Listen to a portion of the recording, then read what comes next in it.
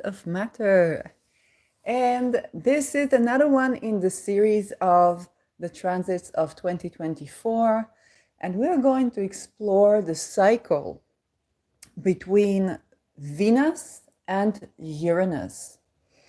So, right now, this is a Sunday and moon hour with the sun in the 8th house, 2 degrees Capricorn, moon in the 3-degree Gemini in the 1st house, ascendant 21 degrees Gemini, and Mercury that rules the ascendant is retrograde in Sagittarius in the 7th house. And so Mars is on the descendant and is the most angular planet, with the competition of Uranus that is on 2 degrees Pisces, and the midheaven is in 3-degree Pisces, and Jupiter is in the 12th house, and also Uranus. Venus is in the 6th house, 23 degrees Scorpio. And yes, Mars, we talked about Mars. Okay, we got them all covered. Chiron is still retrograde in 15 degrees Aries, about to go direct on the full moon. So we talked about it when we talked about the December astrology for all the ascendants. Now, this is absolutely not the best election to talk about something, but we're going to try it. And let's see what is the annual cycle. Let's see if I can get it through the annual cycle.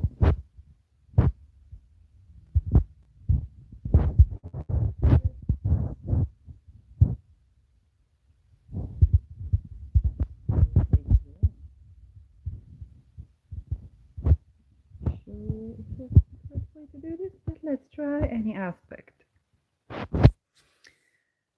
So we're picking up on Uranus Venus. The first aspect we have between Uranus and Venus in 2024, okay, would be the trine. Okay, we don't count the inconjuncts because Venus is going to inconjunct Uranus from Sagittarius. It's going to happen in January. And an inconjunct, yeah, you can pay attention to that. It can be a bit disturbing time of a couple of days. And now 7 February is the trine. And this trine is happening with the conjunction of the moon. So the moon is going to trigger this point, and Uranus is going to be direct. So if for whichever godforsaken reason you want to capture Uranus in Taurus, that might be okay, but Venus is in Saturn sign. So this is a sign opposing its sign as her sign. Well, it's not exactly exaltation in Cancer, but she's not exactly happy in Saturn sign. So Venus is practical in Saturn sign, but it's interesting to try. Venus trining Uranus from Capricorn can give us a unique solution, even an astrological remedy, okay? It might be a very good time to look up astrological remedies for anything Venus or Saturn related, or even Jupiter related, because Jupiter will be in Taurus direct, 8 degrees Taurus, and Saturn would be sextile in it from Pisces. This is a very interesting time where you can have a sudden purchase that stands the test of time, okay? A sudden insight as to your assets and taxation related matters, okay? If you're trying to fix your taxes and you have kind of like questioning about it, what to do, what is moral to do right now, given what our taxes fund, both good things and horrors, then you might come up with a very creative solution at this time. This is a closing trine, so you want to think about this is an ending of a cycle, okay?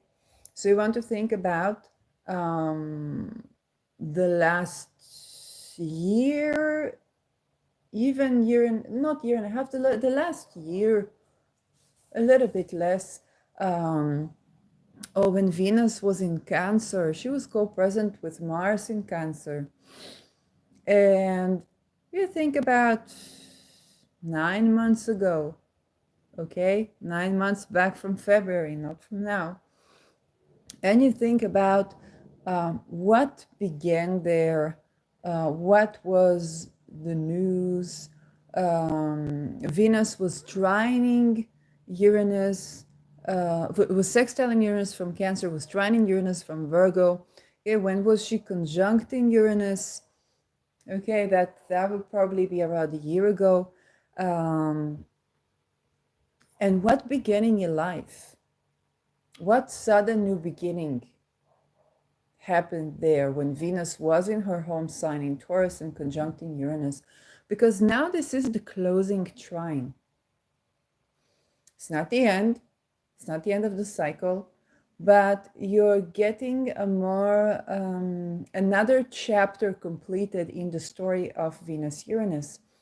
So Venus-Uranus can be, I don't know, I started my garden on a Uranus-related eclipse, actually.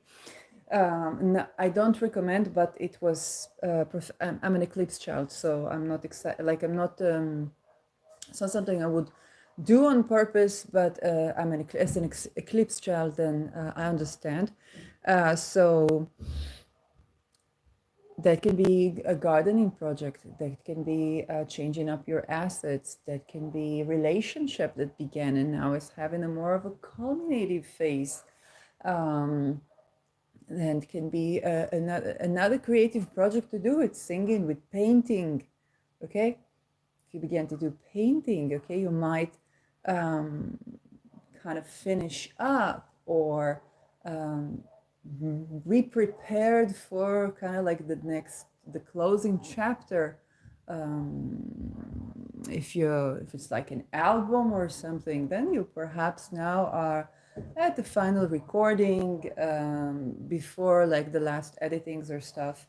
So, or if it's like a tour, then the closing trine, you are dealing with the practicals. In praxis, what does this mean? Okay, so I want to open a business, a creative business. I want to do this, I want to do that.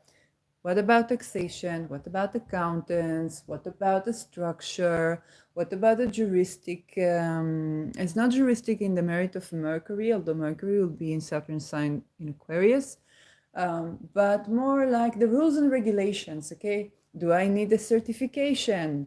How do I sell my product? Okay, I can share, for example, I learned aromatherapy and to how to make like these creams and stuff and body butters and all that, and it's really nice. But then I was like, okay, if I want to sell this stuff, then there is a problem because you have to have the licenses that you need, and I'm just a small business. I don't have the wealth to begin with that, and all of that was supposed to be rehabilitation of my ability to work, and more things to do with this. Yes, or taxation or stuff like that. And then I found out about astrological magic, and I was like, oh, I was buying body butters and they were sold under Curio. And I was like, that's very interesting. While I'm not an astrological magician, there is an X such as you sell this and you say to a person, well, you can't, like, I can't give you advice to use it on your skin. You can use it in magic and so on and so forth. But everybody knows that, that it's a body butter, but you just can't sue me. And when all are well-intending, then there shouldn't be a problem. Okay, although there's another issue. I've learned to do way more than that in the medical sense. And then we cannot say it is medical. So all of these things, okay, are going to get a sudden eureka. It's kind of like, boom, okay, kind of like, oh, damn, I could sell my product as a curio. And in any way, people offered me to do an altar workshop. Oh, cool. Then that's how it works. So this is a great time to be practical with your creativity. And money can change hands. Okay, this is where money can change hands for creative projects, for your voice. And also, if you think about what about, I don't know, social credit score and all those weird stuff, then this is where you might find the creative solution. Or creative rebellion that is actually harmonious, that is actually working for you.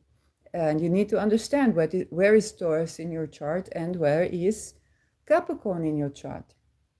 Okay, that would tell you if it's like your first house, if it's like, oh, I find out how I don't know, import this body butter that I wanted to put on me, or whether it's your 10th house.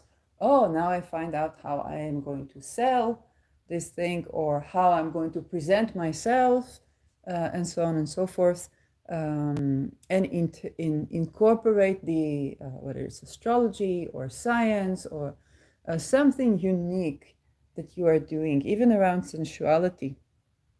So that can be a sudden revolution that works. Now let's see where the next one, and the next one is the hard aspect. Okay, after a pleasant aspect, we have a hard aspect. And this is just the ebb and flow of things. So the hard aspect, is the square, is going to be on March 3rd, 2024. So March 3rd is going to be from 9 degrees Aquarius. So still 19 degrees, but this time, yes, was it the last one was 21? No, 19, still 19 degrees, but now Venus is in 19 degrees Aquarius. Okay, and now we have a problem. Okay, this is the final square. Okay, I can, if I'm not too lazy, try to do the minor aspects, so we can get the 45 degrees as well, which is going to be, yes, from Pisces. But this is the obvious, from the obvious aspects, like we have an obvious conflict here. This is the final square of this cycle. Okay. It's the final argument that you have before the wedding, okay? It's the final time that your husband's like, don't yell at me, but I'm giving birth. It's the final time that you fight with your editor.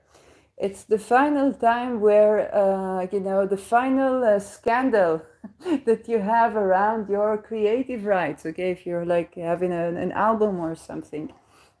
Yes, and this is a hard aspect. Now, with Venus, Uranus, what do we know? When the hard aspect is coming, don't expect to sleep well, save money, do what you planned to do, okay?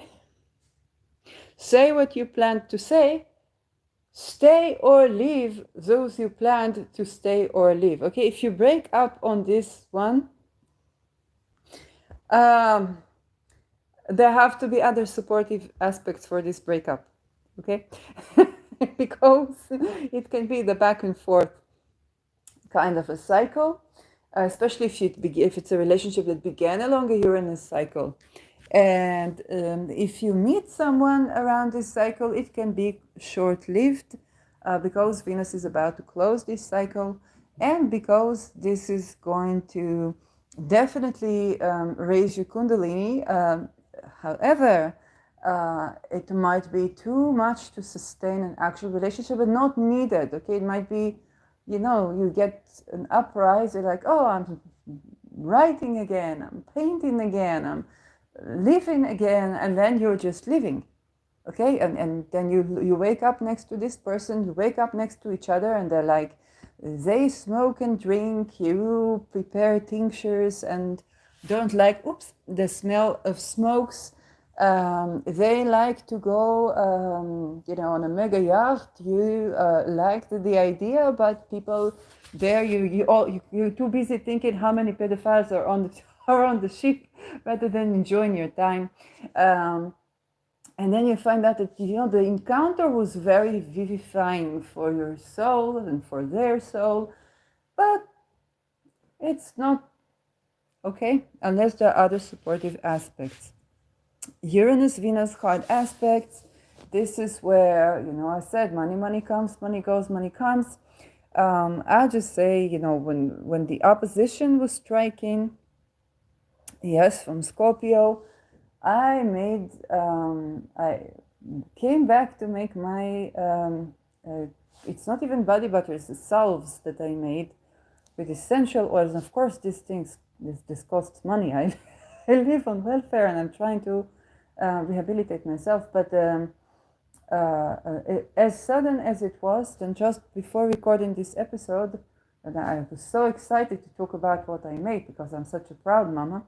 And somebody was like, "Oh, I was just looking for a salve that can do that." And I was like, "Well, where can I buy such a thing?" It's like, "Hey, if you help me with the products, I'll make it for you."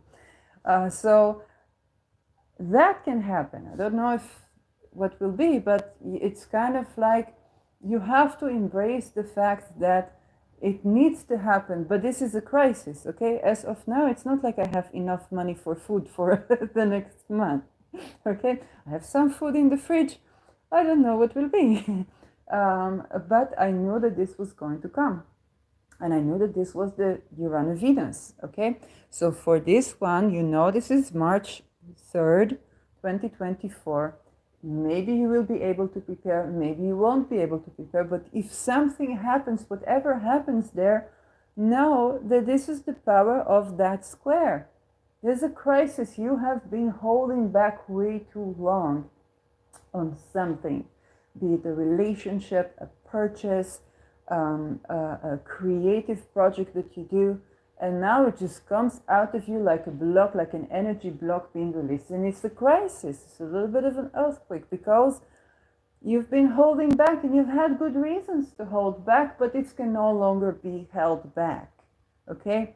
It can be that song that you wanted to put out on your album and everybody told you, don't. You come back and you're like, no, I'm doing it. I'm doing it. This album will go out with this song. I'm doing it. Okay? And everybody mad. But this is how it's going to be. It's how it's got to be. This is what's got to be there. Okay? This is Uranus Venus. Don't expect to be sleeping a lot. Don't expect to have a lot of money in your pocket. It's not the time for maintaining, liquidity. But it definitely vivifies something and is a sudden breakthrough.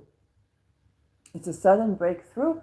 But it's going to be a breakdown because this is the hard aspect, okay?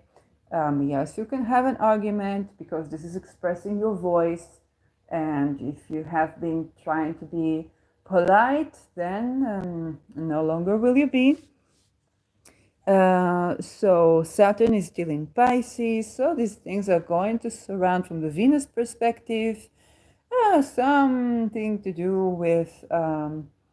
drugs and alcohol, something to do with traveling to faraway countries, refugees, crisis, or something of that sort. A medicine, okay, standardization of kind of like liquid or vague fields, kind of like what we do with astrology, and then, Venus is about expressing that voice, is basically you are not doing the diplomatic Venus the way Venus is, usually connecting things, and now she's connecting something that, or you create a connection that creates an upheaval, because Venus is about connecting things. It's about you're going to make a connection that's going to set some, well, I don't think flames here is the right word, but definitely some sparks. Okay. And this is, yeah. And that's what it's going to be. Okay, there's some connection that is formed in your brain, or some connection that is formed, whether it's intellectually or scientifically, that booms out. Okay, it booms out the society in which you're living, or the standards for how people see science, or whatever somebody tries to standardize, you go and booming out, and that can take many, many forms. I can give one such example from the release of the Square. There was a company, actually Israeli company, that opened a branch in Netherlands and is producing meat that is made supposedly without cruelty. Okay, it's kind of printed meat. There's a lot of exciting things about technology and so on and so forth. And I was kind of naively saying, I was like, I would really love for that to be, but I know that those products unfortunately do contain cancer cells, and unfortunately it is not healthy. It's not like it's a trick where you can eat it and so on.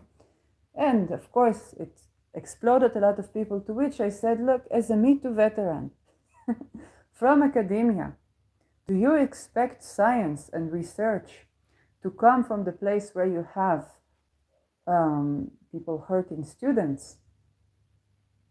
Okay, people violating the boundaries of students. You expect science to come from there. I cannot buy anything that comes from academia when there are sexual boundary violations, plagiarism, psychological abuse happening in academia. Okay, making the connection, which I made already in 2017, between the produce of a system, okay, and the quality of production. Okay, it goes into the quality of production. It's just two things that when you connect them, people go kaboom. And they can't, they get like, but it's related. And you put that in your body later. Okay, nobody is going to screen out. Nobody's going to tell you what they screened out from research before it was published. You're going to have to do the digging in yourself to get the information, and yes, you have to be more flexible with your standard for empiricism, and that is problematic, absolutely. But it's also problematic that these things were done to begin. It's another such spark, because Uranus is also science, and in Taurus, banking, digital banking, a scientific revolution, and so on and so forth, to do in connection with women, with creation, with the voice, the nervous system and the voice. Okay, but there is a breakdown here before the breakthrough. Now let's go to our next aspect, and this is the last harmonious aspect. Okay, it's the last time we get to not fight before we have an argument again. Okay, Venus Uranus, this is in 20 degrees Pisces and Taurus, with Uranus in Taurus and Venus in Pisces in its exaltation. So Venus is exalted in Pisces. The moon is going to oppose Uranus and trine Venus on that day, which is important because there's going to be an emotional upheaval coming from the moon alongside this. So you're not going to just have a spark, but Venus is actually mitigating an opposition between the moon that is fallen in Scorpio. So anyway, the moon is where we feel safe. Scorpio is about survival. So you get the dissonance. And then there is an opposition to Uranus in Taurus, which in itself is a dissonance because Uranus is shaking things up and Taurus is a fixed earth sign. Okay. Venus in Pisces is creative, dreamy, but can also be high, you know. So an essential oil, because Scorpio rules the essence of something, essential oil, a tincture, more so than Bach flowers are potent at this time, whether it's to make or to consume or to sell. Venus can also be about painting, and again, oil paintings. Okay, we want that scorpionic depth to the work. So oil painting is fit more so than water painting, even though this is Scorpio. Okay, doesn't mean that you're not supposed to paint with water, but you understand if you can get oil painting is better. Essential oil or a strong tincture is better than let's say a Bach flower, but in some circumstances, some Bach flower can mitigate, okay, the conflict by the merit of Pisces being more kind of diluted than the concise Scorpio. So there is something there that Venus does. Venus Pisces is a play with reality that is reality itself. Okay, it's where imagination, if you talk about with Uranus, we still have this sciencey thing going on. We talk about science and the notion that imagination is breathing scientific eurekas, then and the other realms, whether it's the dream state, journeying, intuitive writing or intuitive painting even, because Pisces is less, it's not verbal in the way that other signs are. It can be poetic, and that those things breed a certain reality. Okay, it's a way into those who look at the consciousness theories. It is the way into the subconscious, the unconscious, where you get through the dream state, through means of communication that are not like Latin. Okay, the Latin language, every word means only one meaning. Okay, this is why conventional medicine, they write the prescriptions in Latin. Yes, it's the opposite of the art of medicine. It has always been and will always be an art. Okay, but yes, science has always been and will always be an art. And a story that we tell about it. This is the spirit of the Pisces. And with Venus, what Venus brings with the sextile to Uranus is more easily acceptable right now. However, there is still the emotional turmoil because the context here is of the moon opposing Uranus. So we're gonna have a little bit of a tension. Again, unfortunately, because of this moon, then no, you are not sleeping well at this time, and that can express itself in emotional eating or emotional drinking. And if you can go for the tincture rather than the bottle on that day, you have this access, because Venus will make this tincture appealing. Maybe you have a Venus, exalted Venus tincture, and then instead of going for the bottle, you take a couple of drops of the tincture and you get the magic, and this remediates your emotional upheaval that you have when the moon is in Scorpio A and opposing Uranus A, and that can make you quite reactive or quite sudden. But if you just go to the Venus, if you just tap into the Venus in Pisces, you can get a sudden eureka solution to that tension. Okay, so just a sextile would simply mean, oh, there is a solution to things that we've been dealing with that come from the field of Pisces. The context of the moon opposing does bring tension into this equation that would have otherwise not been there. So Uranus conjunct Venus. Uranus-Venus conjunction happens in 18 May 2024. on the 23rd degree of Taurus. And you see there is a kite shape here. Sun also conjuncts Jupiter on 28 degrees of Taurus on that day. And the moon is going to ingress into Libra, which is Venus sign. If for some godforsaken reason you want to capture Uranus Venus in Taurus, or, well, Uranus Venus in Taurus, you're gonna have to do it earlier that day. And so is Sun Jupiter in Taurus, if it is, and you want to check. This is a side note. A lot of people made like talismans of the Mars, what they call the Mars Kazemi this year, okay?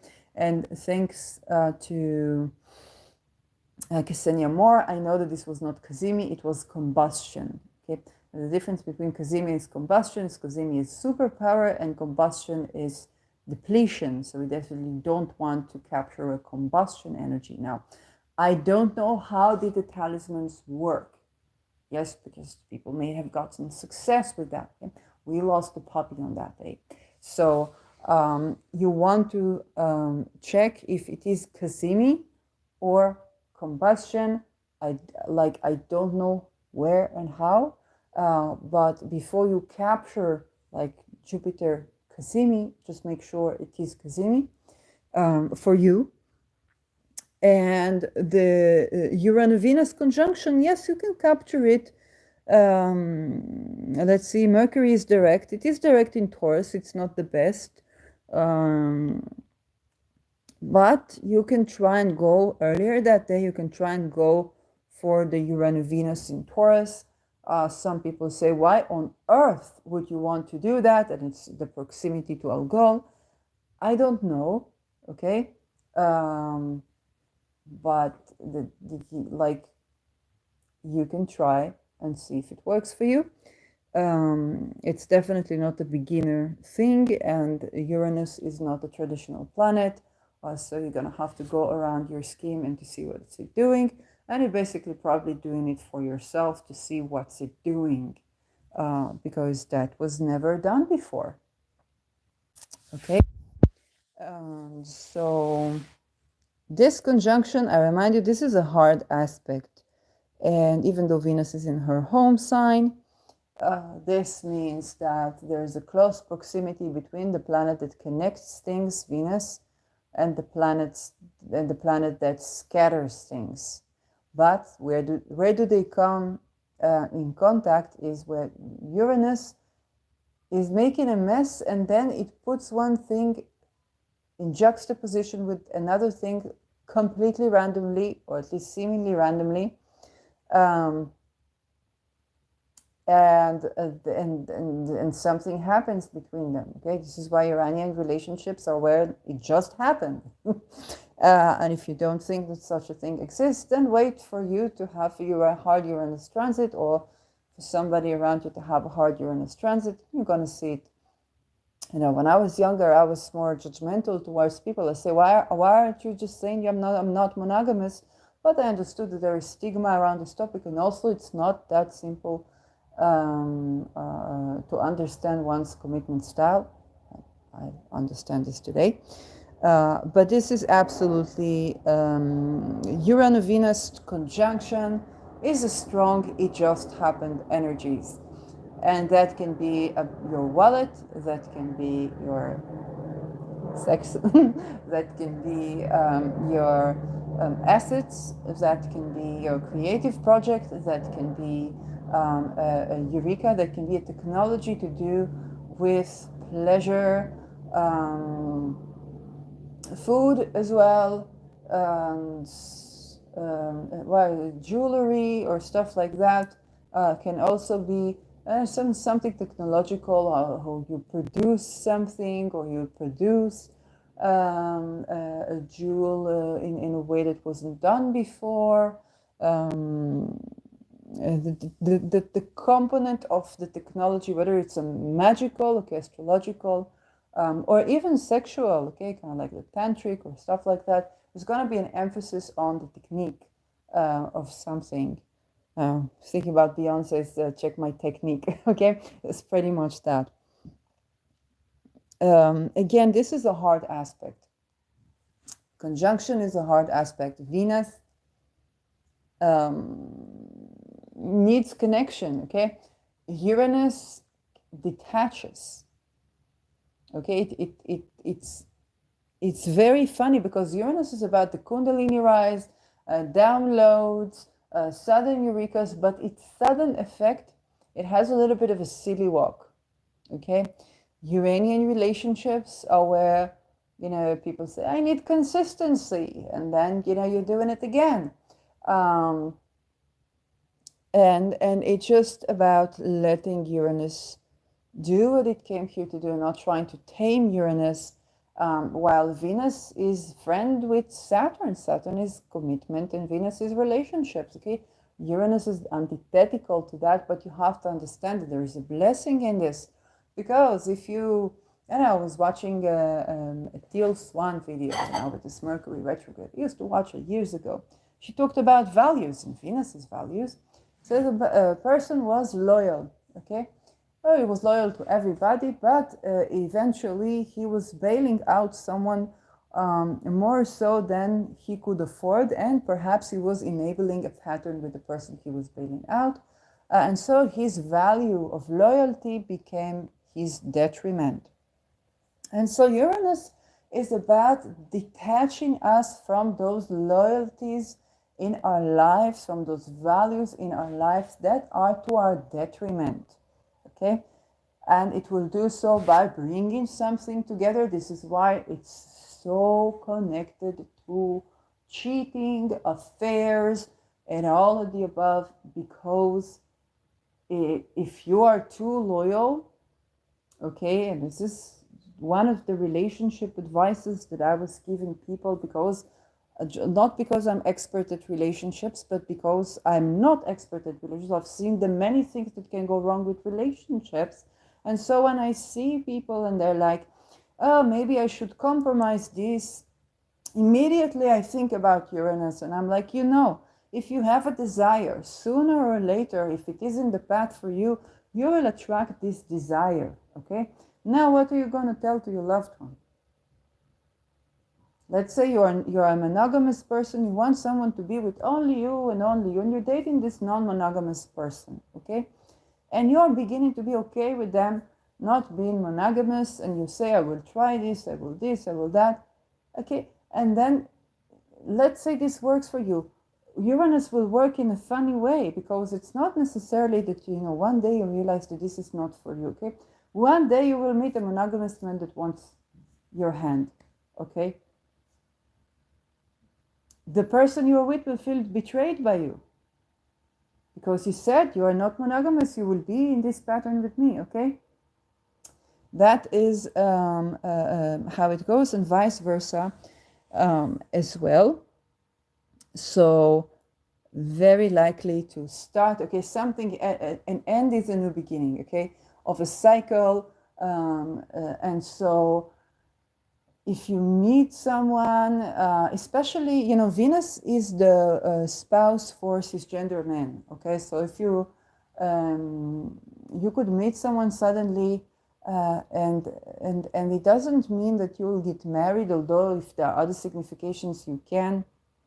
But you definitely are going to be rid of your loyalties that have been outdated. Or alternatively, loyalty can also be loyalty to freedom. And so you might rebel and marry, which can also happen.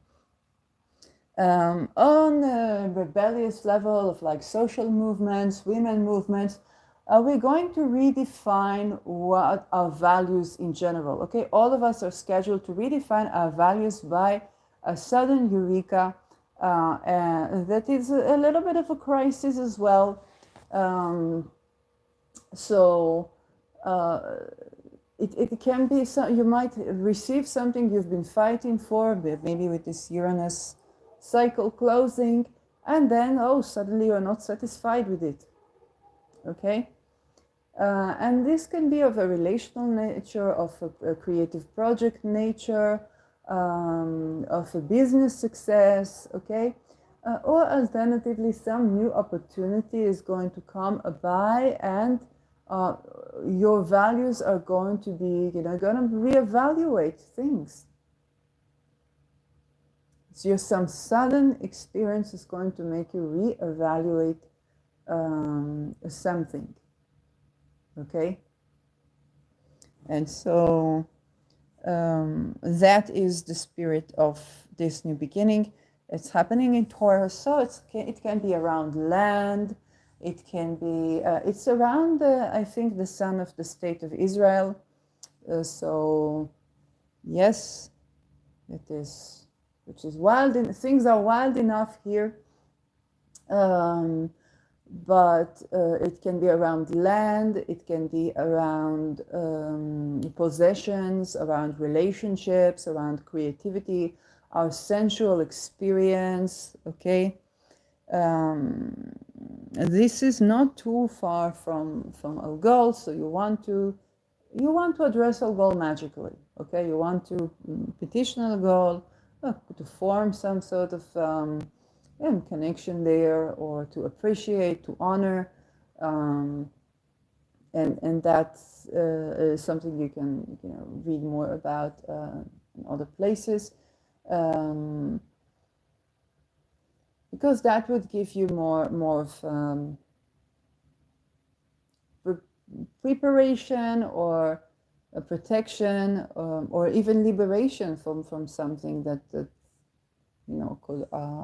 on a mundane level be way less benefic. So yes, sudden stuff, redefining feminism, absolutely, okay? The feminist rebellion is going to look very different, okay? If there's going to be some feminist voices out there, and they're going to be asking for completely different things, okay? Think about the women that wanted to go out to work. Okay, it's like, I want to have a bank account. I want to have the right to vote. I can work as hard as a man can work, okay? Versus the feminism of a woman who say, I am lunar. My cycle is by the moon, not by the sun. Why is my working schedule by the sun? Am I a man? Okay? Yes, I need a working schedule that fits my cycle, not to fit me to your cycle, okay? That's completely other mode of existence, okay? So now we're fighting for our ability to stay at home as well. Yes, of course, it's not just a women thing, okay? That let's say that you're a cisgender woman with cisgender man as husband. You're pregnant, okay? Maybe you want your husband to be able to have a vacation too after you give birth, because the baby needs both parents at home. It came to the world to two parents. You should be able to see them and to be receiving love and quality time with them, okay? Completely different from what feminists would want in other times in history. Okay, it's adjustable, so we don't know what it's going to be this year. But definitely they're going to be, like the feminists are going to have a new madness to them, okay, in a quite a liberating sense.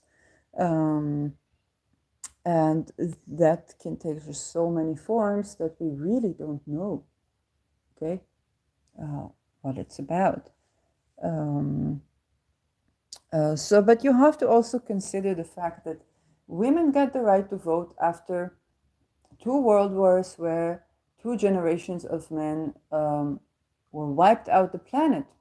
And then women also had to do the job that men did, which is to run a business, to take care of economy. So if in the past nobody would either let them do that, and also maybe they were not interested, which is also okay, it's not only that oppression. They had other things to do in general. But then the reality changed, and then they got the right to vote, and then they voted for conservative in some places because they wanted to preserve the right to vote. Okay, if I have to run a business, if I have to do with the economy, if I have to do taxation, I should have a voice in these things because they affect my life way more directly than if I don't have a business, for example. Okay, I won't have a bank account, and so on and so forth. Now we are having this cycle of wars is very interesting because this is a cycle where women serve in the army. And this is also a cycle where civilians have to take the initiative to protect themselves. Okay, more so than before, at least to what we know. Of course, there were the partisans and so on and so forth, but this is a cycle where the women who fight in this cycle, who die in these cycles, yes, it's going to be way more difficult to deny women their rights, of whichever they will decide that their rights are after such cycle. Okay, they already have guns, already have weapons, they already are in the intelligence, they already know things that they were previously exposed to, not just in the IDF. Okay, not just in the IDF. They're already required of different things. Okay, if you think about war crimes, okay, reality is changing. Okay, and so it would definitely change what women will want and change, we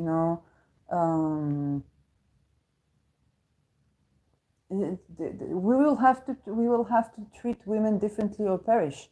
And how, we don't know, because we don't know what they will want yet. And also, those women, some of them are civilian. And when civilians have to take the initiative to protect themselves, okay, then they are not, you think about the United States, which is associated to Uranus, this planet George. That's the King George that the Americans rebelled. They were no longer willing to pay taxes to the kingdom. Okay? And so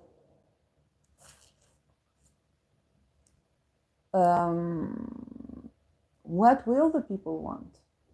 We don't know. Okay? Venus's values, these values are changing because we're going to have a lot of people that are the boots on ground, and now they see the world differently and they have different values. They rebel for different causes, and so on and so forth. Okay, it's going to be a very different phase. It's not the first time Venus-Uranus is conjuncting, of course. It has been for 7-8 years in Taurus. Will be 7-8 years in Taurus, yes, overall. But we saw that every time we have a new cycle, suddenly women put in menstrual blood on their faces, and then women say, no, this is actually risky. And women talking to their vaginas and saying, oh, it's actually psychic attack. I have to protect my energy. Okay, and then women having astral sex in COVID. When women say, no, I don't like my boundaries being violated in the astral. Who knew about such things? Okay. The women want you to pay for them, then women don't want you to pay for them. Then we have trans women. Then some women say, no, but I have trauma from anything that reminds me of a man.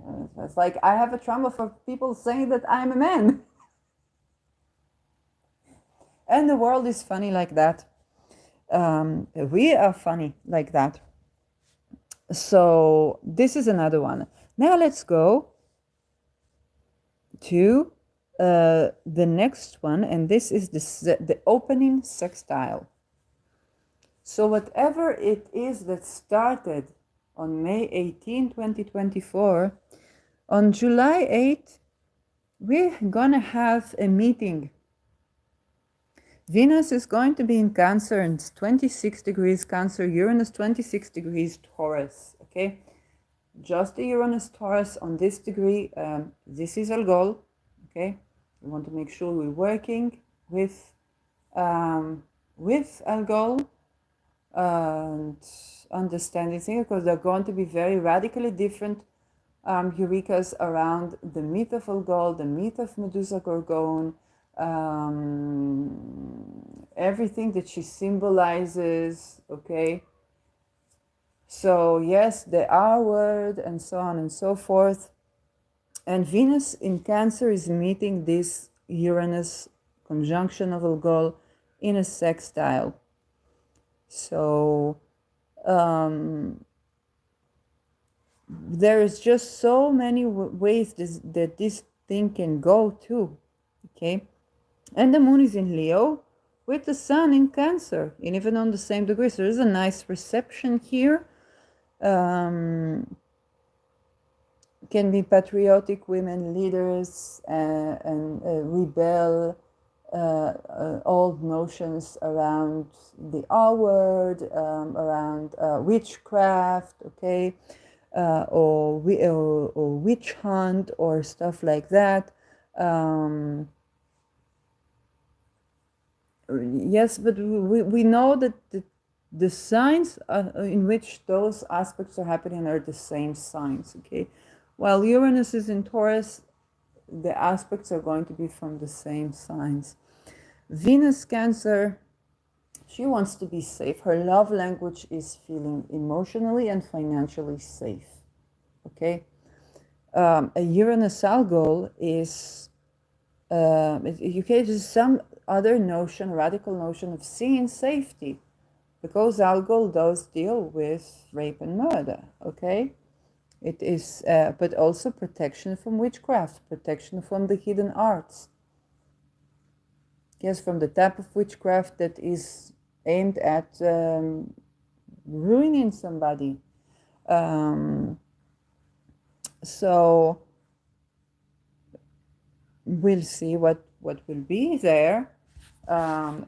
All in all, I find this too experimental to try to magically capture, although we absolutely have an astrological moment here, okay?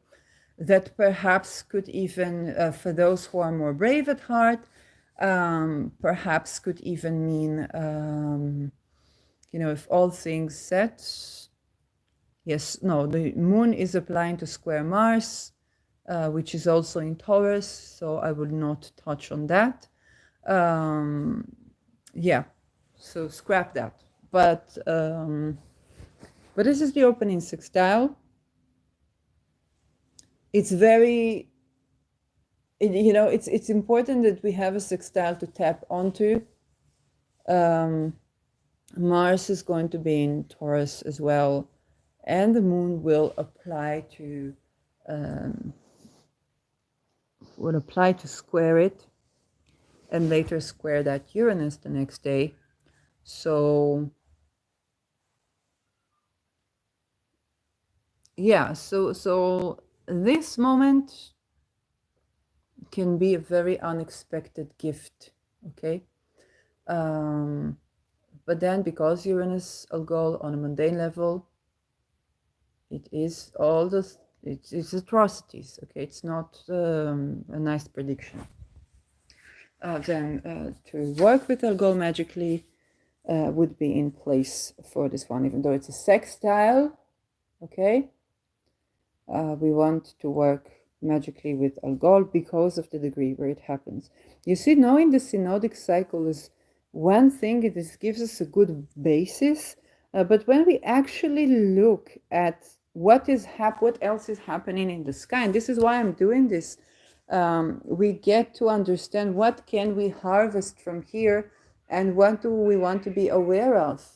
Okay, because you could be waiting for the Venus trine Uranus, and then suddenly the moon squares it, squares Uranus, or Uranus is on Algol. Okay, and you might not want to go on a date when you have this, if it's not in the books, and so on and so forth. But other than that, it can be women are suddenly believed as well for violation of their astral boundaries, for hidden craft against them, women are suddenly believed, or some technology traces something about how people research and see different neural activities when we channel and when we don't. Okay, my mind would be a funny anomaly because I always have channel. So it would probably look very weird.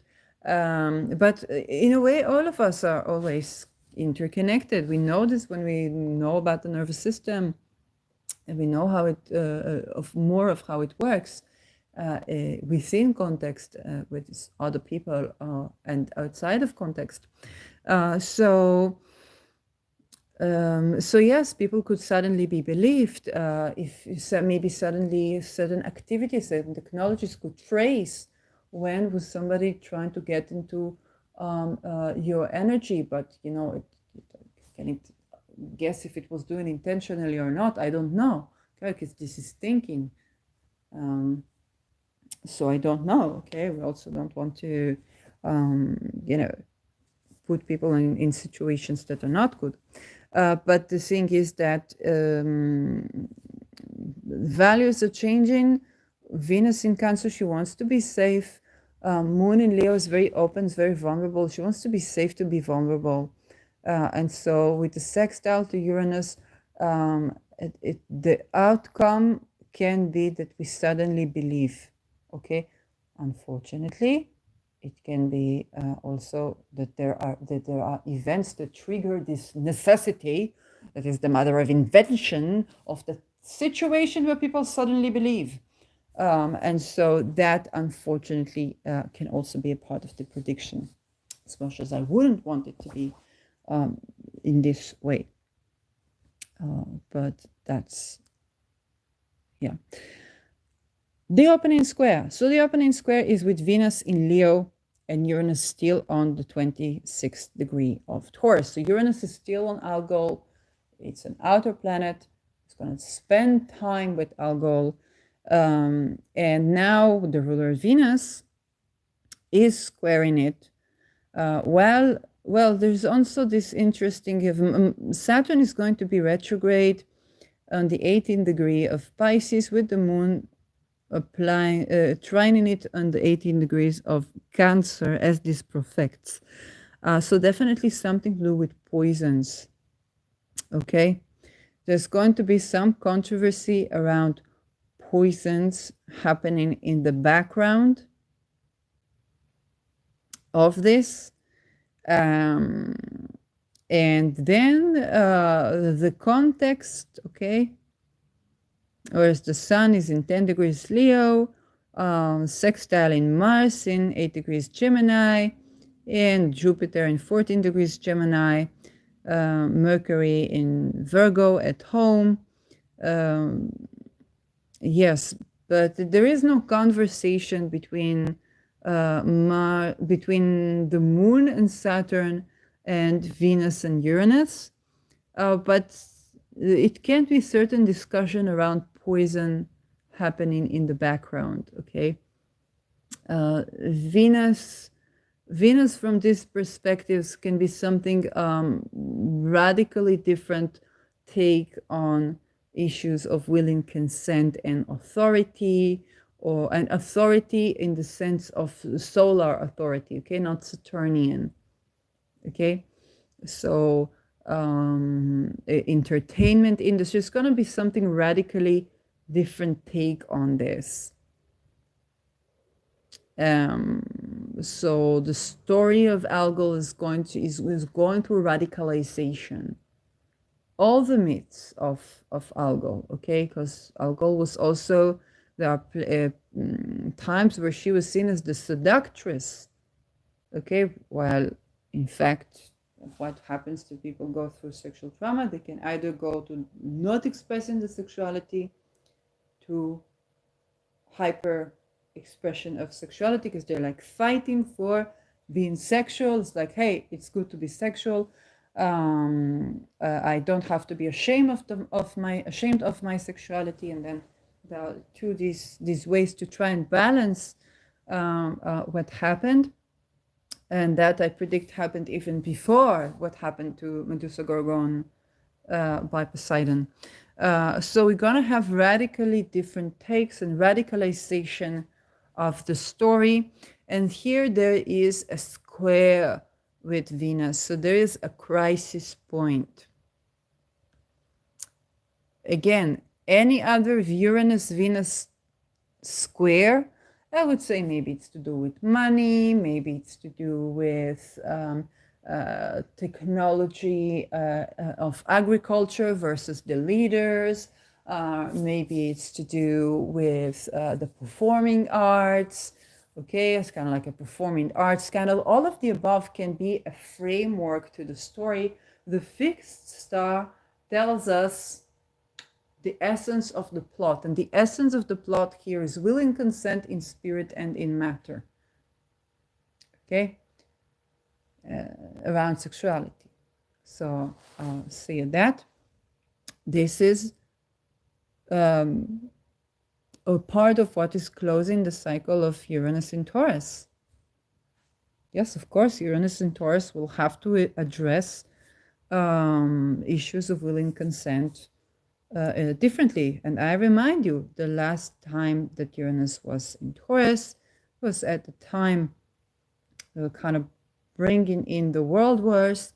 After the world wars, women got the right to vote. It wasn't that the situation during the world wars was good. It's not a situation after the world wars were good. But after the world wars, women got the right to vote. This is what I'm talking about when I'm talking about Uranus Venus. When Uranus is in Venus sign, it's doing something there. Okay? It's doing something there, and it's doing something there for good. Okay? And so there's going to be completely like women are going through. First of all, what is women is changing, and they're going through radicalization of their values because at the end of this period, they're going to set on some standard that's going to last. Okay, there's going to be brought about. Okay. By society, Gemini, which is the next sign. So something new is up with lands, borders of lands, political entities. Okay, we talk about the birth of the nation states. You know, what will be the next thing, because this is the spirit of the time. Okay, both with Pluto and with Uranus. And we're talking about what is a woman is going to be different. Okay, what is a woman was already very different from what we thought a century ago. Okay, and what are women's rights? It's going to be different. Completely different. Okay, some people, even women, some women will like it. Okay, some women, maybe if they lived good with their husbands before the feminist revolution, they're like, the fuck do I need to pay rent, to pay this, to pay that, to pay that? I was doing good with my husband. What the heck is with, you ran out with some feminist hoe? Okay, these are feminists. They work like this, they burn their bras, they so on and so on. While for other women, it's like, oh, this is great. Finally, I can get a man to listen to me. Okay. Finally, I'm having an actual connection. Or even for men, finally, I'm having actual connection with them, not longer lonely. Because women are learning that to have relationship, they also need to learn to change, to give freedom, and so on and so forth. We don't know what will this be, but it will definitely have to do with will and consent, and it will definitely have to do with the Algol story. We're going to, the next century will be seeing it completely differently, and we absolutely don't know how. So we are reaching the trine, and the trine is happening when Uranus is already on 27 degrees Taurus, and Venus in 27 degrees Virgo. So here we are having, and again, we must remember the conjunction, okay, to keep in mind the conjunction. Here we are having a more harmonious moment. It's happening 27 August 2024.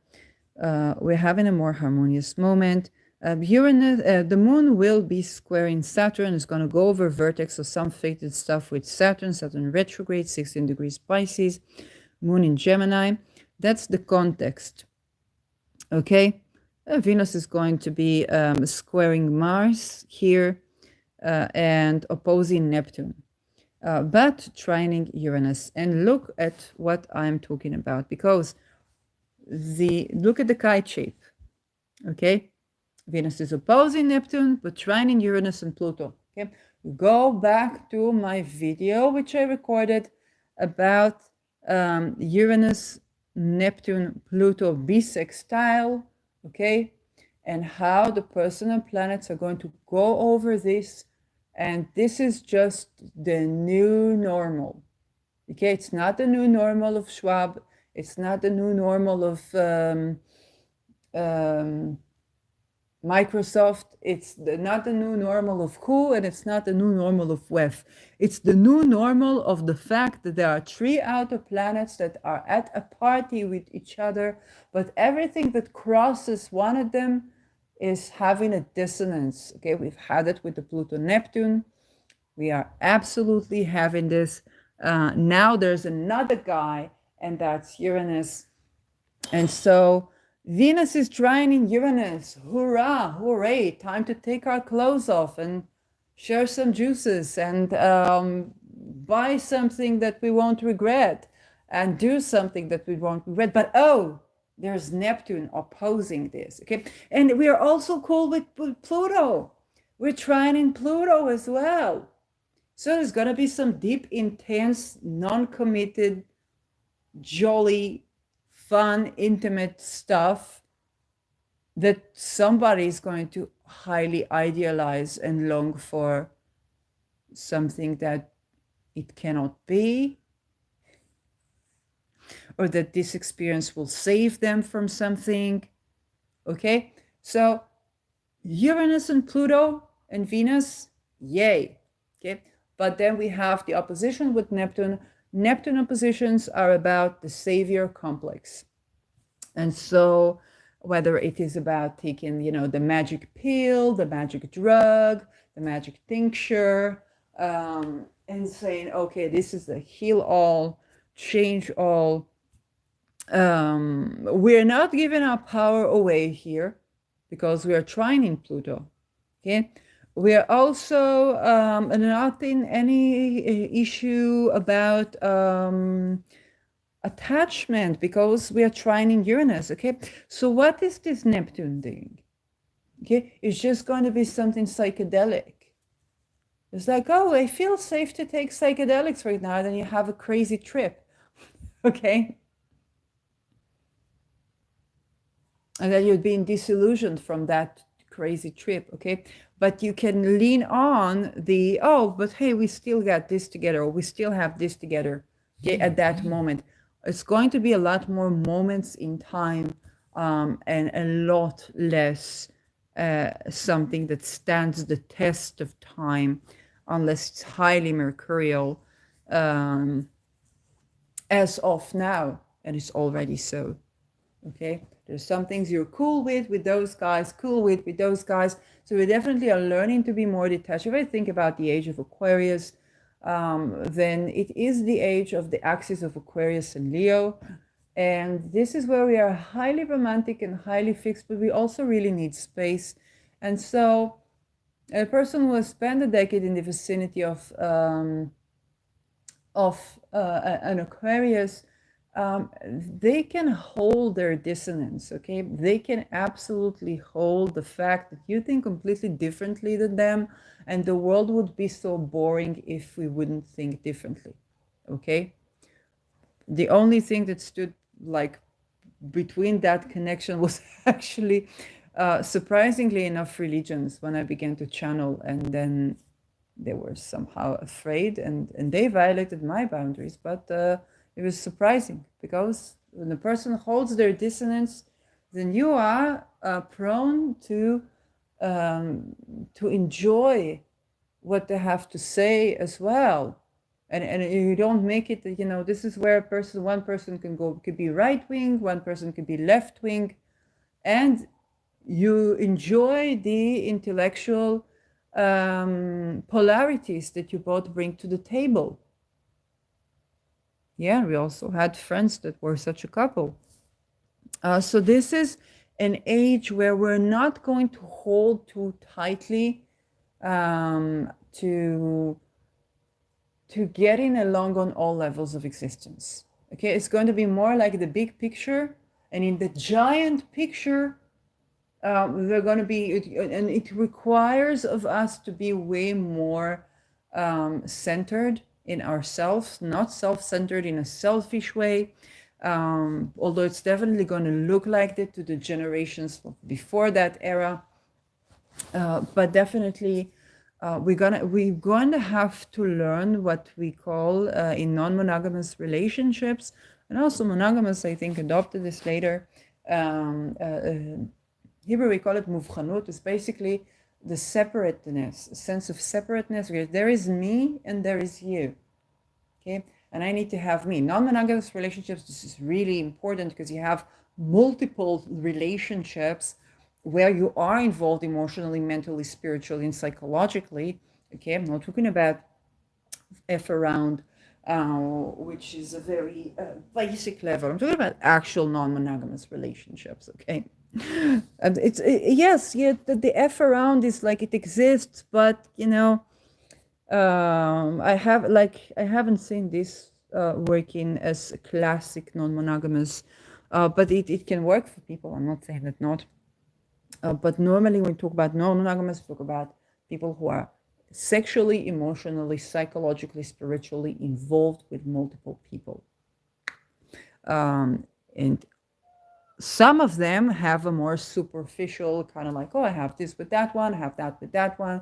But the main core of it is like those deep connections that are also psychologically intense.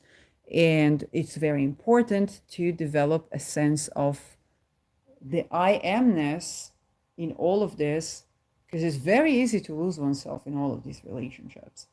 Okay, especially when they're not superficial. So in the age of Aquarius, it's not just romantic relationships are going to look like this, is people are going to want more space. They're going to want more freedom, and they're going to want the connection to be more love-based. Okay, it's the axis of Leo and Aquarius. So they're going to want the connection to be more love-based and vulnerable and open and have more space, and also be fixed in the sense that, Leos are fixed in the sense that they cannot see you for 10 years, but when they see you again, they're like they're best friends with you again. Okay, because they have themselves and you should have yourself as well. Then they find you interesting. And so humanity is going to have to develop these qualities that allow for the joy of living alone.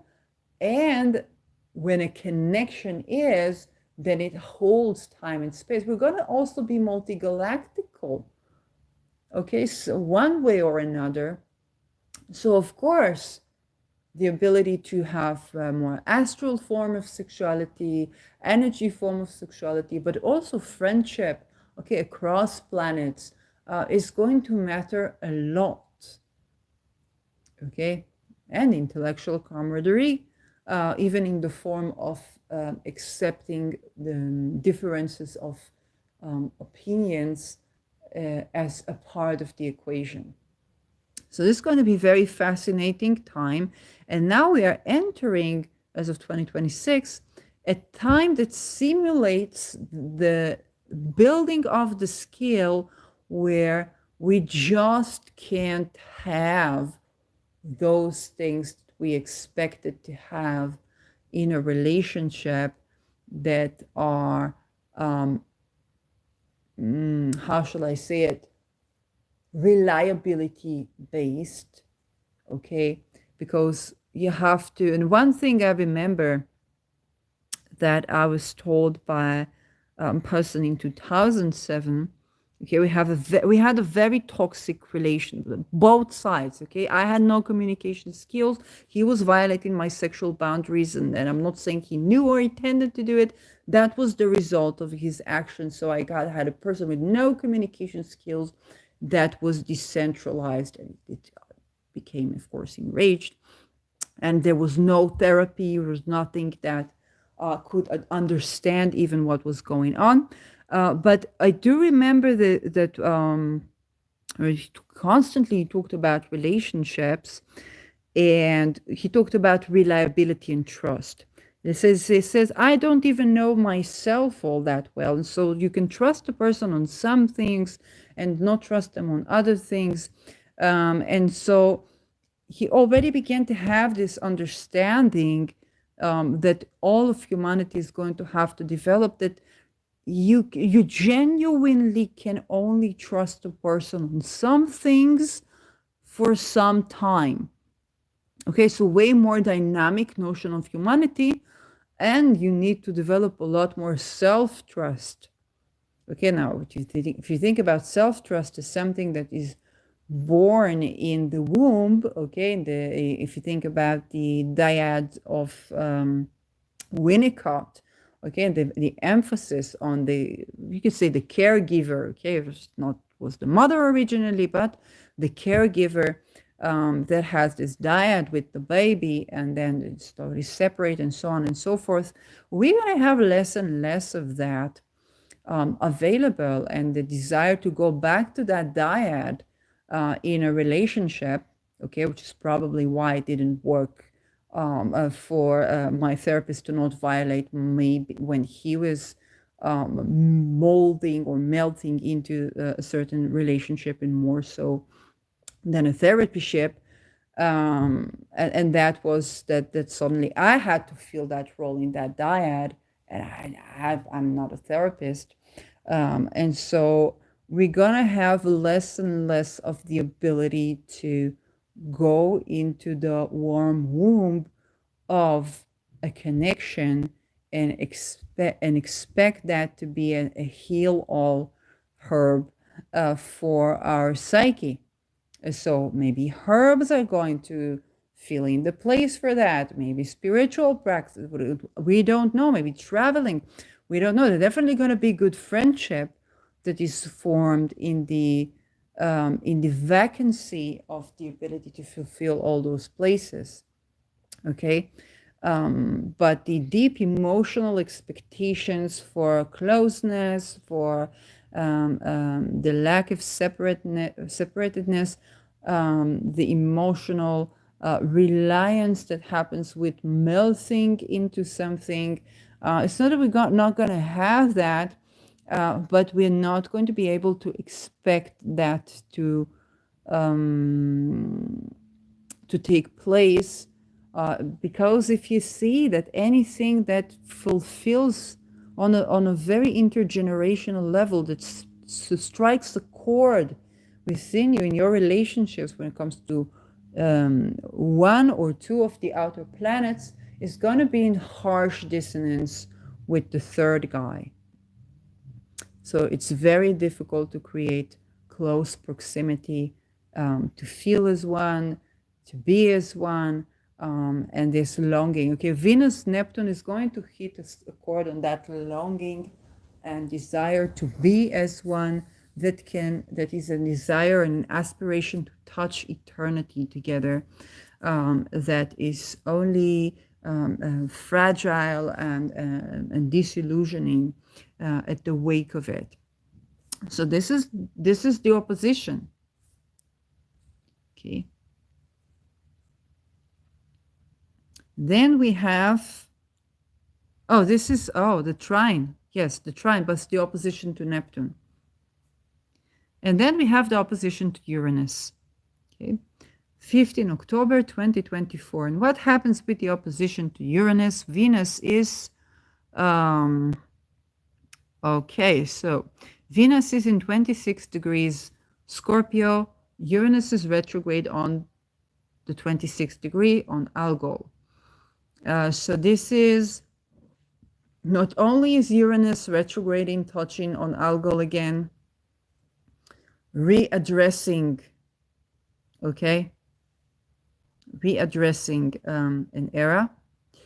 Mind you, the October 7th of what happened in Israel happened when Uranus was retrograde on the 22nd degree, and it will return there on April direct.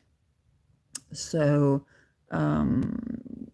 yes, whether you want to believe, don't want to believe, is less the point here. The point is, when we talk about astrological predictions, we are talking about a very unhappy situation on a mundane level, and Venus opposing from Scorpio only intensifies. This is again, we will want to turn to Algol, even with this one, even to Sekhmet. Okay, those who are working with Sekhmet, not because Algol is associated necessarily with Sekhmet, but because of the intensity of the transit. Okay, it's Venus in Scorpio, where she is, then she has something to be vengeful about. Although it's the last phase of Scorpio, it's more Jupiterian, but it's also a very intense Venus in opposition with the rebellious planet here retrograde in her own sign. So yeah, and in the context, we're going to have Sun in Venus sign on the 22nd degree, Jupiter trine in it, yes, and Lilith on the 11th degree, and again in Venus sign in Libra. With Venus in Scorpio, this is a moment like I'm already setting intentions, setting prayers for myself, my loved ones, and for humanity for this time, for the times to come, for this time. So this is 15 October 2024. And definitely from a bird eye view, there's a deep understanding, deep realization here as to those aspects that Algol deals with. Okay, so we talk about will and consent, we talk about boundaries in spirit and in matter. Yes, and we talk about all of those deep transformations, abandonment wounds, betrayal wounds, and so on and so forth. Then let's look at the trine. The trine is going to be, the closing trine is going to be on December 2nd, 2024. And this is going to be a closing trine from Capricorn with Uranus retrograde all to the 24th degree of Taurus. Okay. So naturally, Uranus is an outer planet. It retrogrades for 6 months when it does.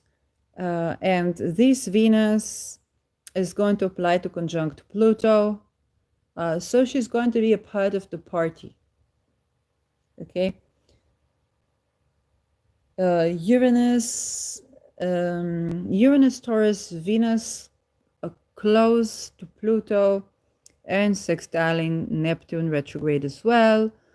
Pluto is already in 0 degrees Aquarius at this time. What are we having here? Because now Venus is a part of the party.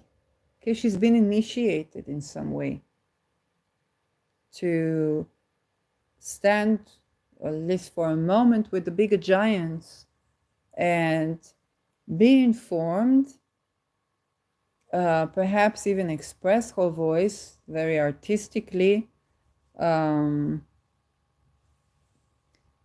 And this is an out of sign applying conjunction to Pluto. Venus in Capricorn is very practical. Saturn is still in Pisces, so she's dealing with practical issues to do with refugees, with organized crime, okay? All the colors, crime, with spies, with the healing arts and the healing science, and attempts to regulate those. But also Saturn is the planet of implications, okay?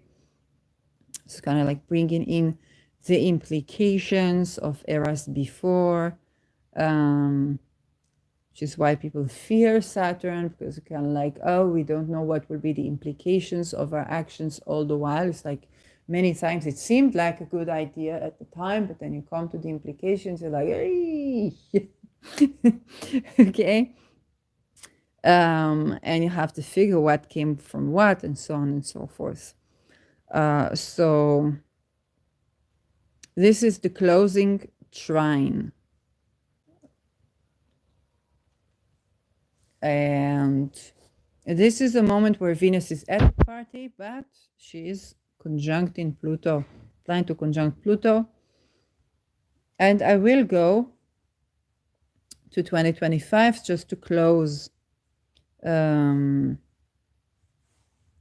kind of close the cycle. And let's do any. So the closing, oh, I think I missed one. Yes, I missed the square. I missed the square. So let's just cover the square.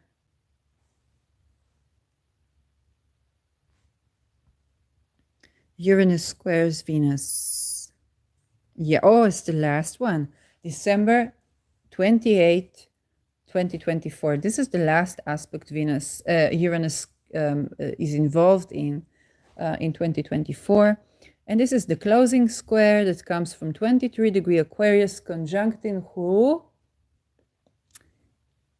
Danabalgadi. So the closing square with Uranus on the 23rd degree of Taurus. Okay? Note that Uranus has been direct on the 23rd degree of Taurus already. And how long does it take? Okay? So this is a square between Venus conjuncting Danabalgadi and Uranus in Taurus. What's in this square? Because Venus is value and Danabalgadi is about wealth redistribution. Okay, Danabalgadi is about protecting your property magically.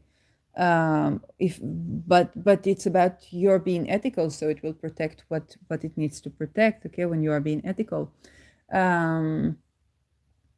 But it is also about if you don't have, okay, and you don't have access to people who can help you, then it is about where to get it. Yes, how to get food, how to get, what you need to get. So it has, and it's not even a Robin Hood thing, because sometimes it's not about being a Robin Hood. Sometimes it's about you need to take care of yourself, okay, or your loved ones, and so on. So Venus is values of wealth redistribution. So what has Uranus to rebel? Okay, this is interesting because Uranus is about rebellion. Why we usually rebel, so we will have more equitable wealth redistribution. So what has Uranus to rebel here? If Venus is about wealth redistribution, what has Uranus to rebel here? This is a very important question. Okay. One thing, for example, can be is that the way we are doing equality is not equitable. and Uranus might have a say here. Well, the other thing is that Uranus can simply rebel the act of wealth redistribution. Okay? But then Uranus is putting itself in a weak position to then a Balgati. Yeah, so there is a conflict here. There's a dissonance between the desire to be fair, okay, and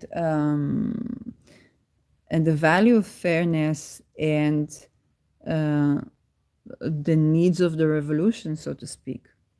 Now, Venus is also about creative rights here, and about relationships, and about women. So, for example, if Venus brings the value of, let's say, commitment, and then a Balgadi kind of wants to protect that, then Uranus can rebel by bringing in the different commitment styles. So it's kind of like, oh, this is the third party. It's like, hey, they told me they're in a don't ask, don't tell. And I'm in a don't ask, don't tell. So I didn't ask, and I also didn't tell. And now because I'm in a don't ask, don't tell genuinely, and they lied to me, I cannot even talk to my partner about this because we're in a don't ask, don't tell. So I'm suing you. Okay? This is an actual reality for people, where Uranus suddenly comes in with a radical value that we didn't expect, that we didn't see coming, that contradicts the actual right thing that we are trying to do. Okay, so the notion of rightness and the wealth redistribution according to it has to go through something. Now, if you think about a social credit score, banking, and so on and so forth, Venus, for example, in here can steal something. Okay, Venus can steal something, and then about it is like, well, but why do you steal? And then Uranus comes, why does she steal? Well, you know that she's 40 years old. When she was 2 years old, her father threatened to kill her, and her mother had killed himself. Okay, then they managed to sort this out. She didn't ask for no money from him, and somehow managed to live with her family. Now she's 40 years old. She escaped a friendship that became unhealthy. Yeah, but the credit card, it doesn't go to her address because she can't change to her address. So she has no credit card. So how did you want her to work, and how did you want her to buy something? And she's about to be 40. Like, you had 4 decades. They not into it, okay? This is where Dana Balgadi is kind of like getting caught with its, kind of like with its feet in its mouth. And those are the type of situations that can happen, because Uranus is also having longevity of something, okay? It touches on a point, and with Taurus, there is a financial point. It's an ethical point. It's a value point, okay? And Uranus is also ruling criminals. Okay, so it's kind of like, oh, we want to bring this woman thief to justice. And Uranus comes into what? Where are your infrastructures? Show me the path where she could have done this correctly. Show me the path where she could have done this without stealing. Show me the path where she could have done this without being a criminal and still be alive. Okay? It's going to be a very intense conversation. So relationships, okay? Assets, okay? Criminal behavior of women or by women or towards women as well, okay? One of these combinations is going to be the topic of discussion, and there's going to be a tension between trying to do the wealth, the equitable wealth redistribution, and to protect and the radically changing values in society, because Uranus rebelliously connects that which was never connected before by an action. Okay, Uranus is an active planet, whether it's an action of an idea or an action of a download or an action of, the physical body or the voice. Okay, it's a very expressive planet. So even in its retrograde phases, unfortunately, we've seen in 7th of October. It's a very explosive one as well. So women terrorists can also be the point here of discussion. So we're going to have later the sextile and the conjunction in 2025. In any aspect. And the sextile to Venus is in January 7, 2025. 111. And again, we have a couple of symbolisms here. So Venus is going to be sextiling the closing sextile from 23 degrees Pisces, Uranus 23 degrees Taurus, retrograde, okay, still the same degree. In the background, she's trining a 22nd degree Mars in Cancer, okay, retrograde. So Mars is going to go retrograde in Cancer over the degree of the 22nd degree. Yes. And oppose Mercury there, and by out of sign begin to oppose Pluto, and Jupiter is going to be on the 11th degree retrograde in Gemini. We have quite interesting skies for this sextile. It's not going to be super harmonious, is what I have to say about this. And Rahu is going to be in Aries in 0 degrees. So yes, it's not an eclipse, but the closing sextile is going to be less harmonious than we would expect. The sextile, it's going to be harmonious with the lethal Mars. So I don't know what sort of a resolution is this bringing. But on a mundane level, it's going to be quite a lethal resolution here. And that is, when Moon is in Saturn sign, Saturn still in Pisces, slowly conjuncting this Venus, which slowly conjuncts Neptune. I don't know. And Jupiter, the ruler, is in the 11th degree in Gemini, Mercury in Saturn sign. This closure actually seems like a sudden lethal thing, whether it's suicide or something that looks like suicide, is something that is not very joyous.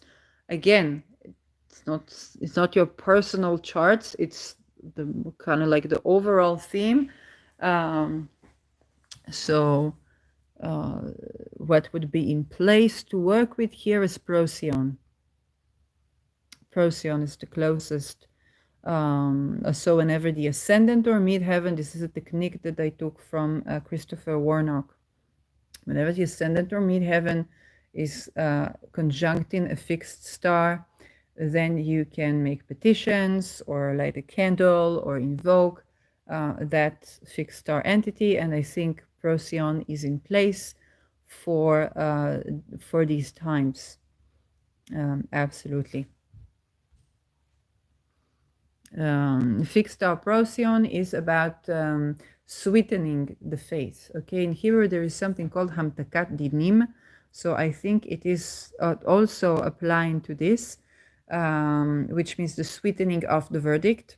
But it is also to see what are we doing to protect ourselves that is actually detrimental to our well-being. Okay, I was just mentioning it was a discussion between Palestinian people or Palestinian supporters, and I was mentioning the case of Nelson Mandela was saying that from kind of like from a bird eye view, he was abolishing bloodline segregation within his society, marrying another woman from another tribe, and that abolished bloodline segregation as the form of apartheid as well. And I addressed the child marriages that still exist in segments of Palestinian society that need to be abolished so that the land will be fertile, and also so that they will not be oppressed as people wherever, in whichever constellation they are, which is true all across the board. Is also true to Israeli society. Yes. So Procyon is about paying attention to what is it that we've been doing internally, that we begin to receive it from the outside, and we don't like it when we receive it from the outside. Okay, not all stories, not the stories of oppression or violence, is not all about that, but the parts where we can interfere and kind of sweeten the effect of what's coming from the outside, Procyon plays a big part of it. The other planet that is always good to work with is Algol, where she actually shields, set the boundary here, and setting the boundaries in a very clear way. And Algol is the most, okay? She'll go the farthest to protect what's right. So yeah. But I think Procyon would be fit. I'll go always. So this was the closing sextile, which is not as harmonious because of the context. And now we are reaching the... something is missing. There's the conjunction. Because I see another sextile here. Oh, it's okay. We have another sextile before the conjunction because Uranus changes directions. And it's on the 25th degree of Taurus. The moon will be squaring. So again, it's not going to be as harmonious. And Venus will be conjuncting Saturn and retrograde in Pisces. Okay, so this is a bittersweet delineation here. Chiron is going to be on the 22nd degree. Chiron on the 22nd degree of Aries, I think, will bring death with dignity.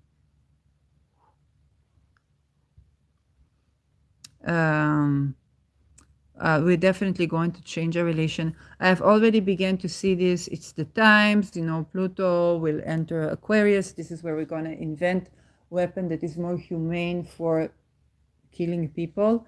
Maybe the Sacropag will go viral. If you know the Sacropag with a Swiss, it's a Swiss company that developed it. And so I think that with dignity will be, we're going to have a lot of innovations in relation. And, necessity is the mother of invention. We definitely have necessity, which has always been true. Now, unfortunately, it's getting to the point where the world will need that with dignity. And set this as a standard. So yes, Saturn, of course, also rules death. It's going to be on the 25th degree of Pisces with Venus retrograde in Pisces. So Venus retrograde, first of all. With Venus, there is the issue of morning star and evening star, and there is also the retrograde phase. Retrograde phase, okay, is not the invisibility of Venus, but it is where we can also say there is a descent to the underworld. Okay, there is a place where we are rethinking our values. And when this happened in Leo, I said this is where the Madonna meets the whore. And they find out that they have more in common than they believe that they have. Okay, the Madonna and the whore meet. Around Saturn, it can be around a funeral. Okay, think about the husband is dying or a spy is dying, and all of his wives come to the funeral, and each of them is sure that she is his only wife. Okay, with Pisces, this could very much be the situation. Okay, and they have all kind of conversations. And while this conversation begins around the dead husband, they actually discover like their own life story, and they can create like a camaraderie of women, and not at all talk about him eventually, because they have so much to talk about. One is from France, and one is from Egypt, and one is from China, and one is from Gaza, and one is from Tel Aviv. And he had so many wives. And they all meet, and they're like so curious about each other's cultures. It's like he's not even the issue. Okay?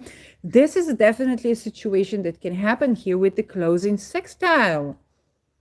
Okay, it's a meeting to do with something, some death, some ending of a relationship that is unusual.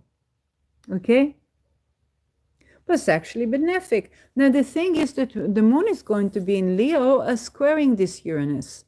So there's an emotional storm here. This is why I think it's very much probable there will be a lot of meetings of women, okay, around a dead spy or a dead husband. It's also in the awakening of, war. So dead men that had more than one girlfriend, okay, or something unusual. So there will be something a bit stormy emotionally about this encounter, but there can be a sort of like unusual camaraderie that's formed here between those Venuses, that each one is so unusual, and because let's say a person who is a spy, then you are with this passport here, with that passport there, so there would be a very interesting encounter. This is actually like you can write a whole movie around this, but you need to do the research, and it's very exciting. And yes, Uranus is still conjunct in Algol here, so on a mundane level there is something even quite unpleasant around this. And unfortunately the rape can be involved in the situation, that is meeting like there's something very stormy, but there's just something here where the encounter with the dead, it can be even mediumship, and there is some sort of a eureka camaraderie that's formed. And the context of Chiron, okay? Chiron trines the moon. And Mercury is conjunct in Rahu. Chiron trines the moon. And so I think the topic of death with dignity, humane death, is going to be, again, kind of emphasized here. And there's going to be conjunction with Aries. So we might think about the necessity for humane death, even for those that are marginalized, or for those that we think deserve to suffer.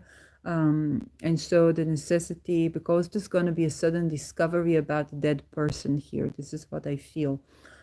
Sudden discoveries around dead people that are going to tell to make it very clear that the death with dignity is something that needs to be. It can be like one of the stories that caused to abolish execution of prisoners even, but because the 22nd degree here, then they can be around the way people die. And so, again, from humanity level, there is understanding. And the sun is actually in a malefic place. Well, I have to end this because I have to take this call. So this is almost there, but we kind of got a synodic cycle for 2024. And I hope this helps.